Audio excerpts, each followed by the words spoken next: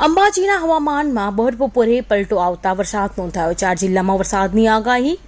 હવામાન વિભાગે આકરી ગરમી વચ્ચે આગામી અઠવાડિયાની શરૂઆતમાં રાજ્યના 4 જિલ્લાઓમાં વરસાદ થવાની સંભાવના વ્યક્ત કરી છે, પરંતુ આજે ગુજરાતના ઉત્તર ભાગના અચાનકમાં ભર બપોરે વરસાદ વરસી પડવાની ઘટના છે। બનાસકાંઠાના પ્રખ્યાત તીર્થસ્થળ અંબાજીમાં વરસાદ થયો છે। સવારથી આકરી ગરમી અનુભવાઈ રહી હતી અને અચાનક બપોરના સમયે કાળા ડિબાંગ વાદળો છવાયા બાદ વરસાદ તૂટી પડ્યો હતો। ઉકળાટ અને આકરી ગરમી વચ્ચે અચાનક વરસાદ થતા વિસ્તારમાં ઠંડક પ્રસરી હતી। આકરી ગરમી વચ્ચે લોકોની વહેલી સવારે મતદાન મથકો પર ભારે ભીડ હતી। આમ છતાં બપોરના સમયે પણ એકલ દોકલ લોકો મતદાન મથક પર પોતાના મતાધિકારનો ઉપયોગ કરવા માટે પહોંચી રહ્યા હતા।